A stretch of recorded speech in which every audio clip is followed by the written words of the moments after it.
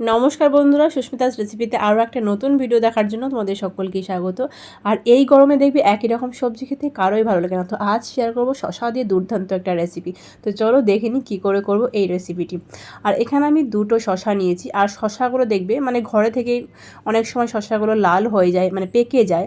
আর তো সেই শসা দিয়ে এই রেসিপিটি ভালো হয়। তখন আমরা দেখবে মানে খাই না, সেটা ফেলে দিই, আর খেতেও ভালো লাগে না পাকা শসাটা।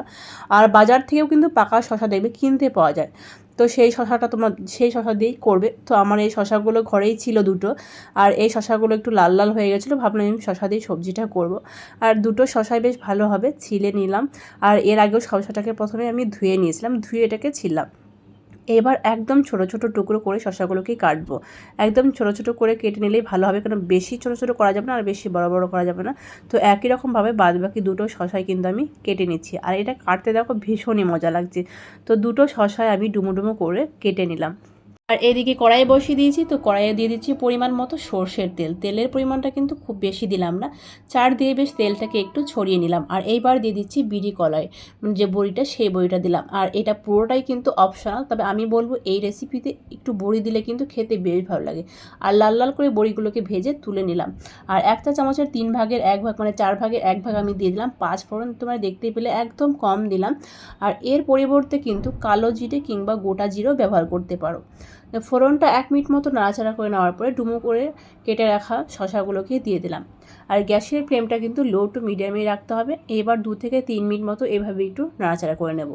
2 মিনিট নাড়াচাড়া করে নেওয়ার পরে এবার অ্যাড করছি নুন। আর নুনটা কিন্তু খুব সাবধানে দিতে হবে। তো আমি এখানে হাফ চামচ মতো নুন দিলাম।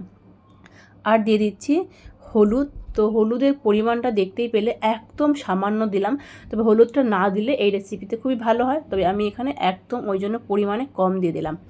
আর যেটা দেবো সেটা হচ্ছে কাঁচা লঙ্কা। তো লঙ্কা ছোট ছোট দুটো লঙ্কা আমি চিড়ে দিলাম। এটা না চাইলে নাও দিতে পারো। এবার ঢেকে লো টু মিডিয়াম ফ্লেমেই আমি হয়তো 3 মিনিট মতো একটু কষিয়ে নেব।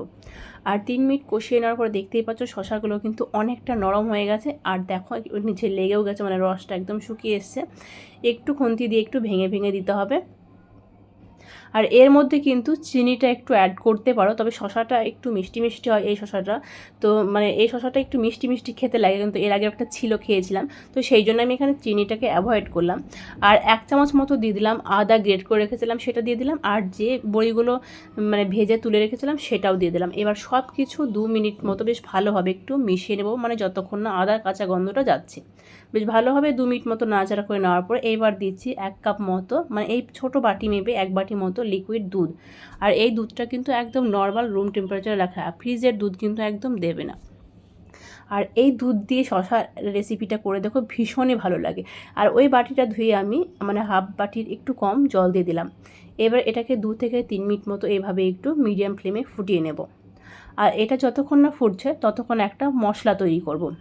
এদিকে কড়াই বসিয়ে দিয়েছি আর হাফ চামচ মতো, মানে হাফ চামচেরও কম, একদম পরিমাণটা কিন্তু দেখতেই পাচ্ছি একদম কম।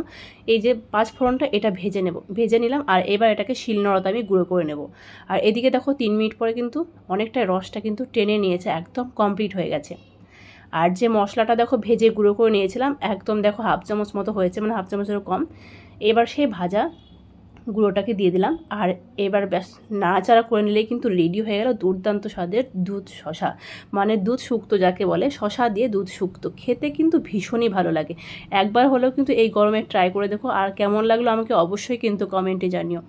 তো এটা বেশ ভালোভাবে নাড়াচাড়া করে দিলাম। এর মধ্যে চাইলে তোমরা একটু ঘি লাস্টে অ্যাড করতে পারো, কিন্তু আমি এটা ঘিটাকে অ্যাভয়েড করলাম। আর নুনটাও একদম পারফেক্ট হয়েছে। চলো এটা তোমাদের সার্ভ করে দেখাচ্ছি। আর এই ভিডিওটি যদি তোমরা ফেসবুক থেকে দেখো তো পেজটিকে ফলো করার অনুরোধ রইল। আর যদি ইউটিউব থেকে দেখো তো চ্যানেলটিকে সাবস্ক্রাইব করে দিয়ে পাশে থাকা বেল আইকনটি ক্লিক করে দিও সবার আগে নতুন কোনো রেসিপির আপডেট পেতে।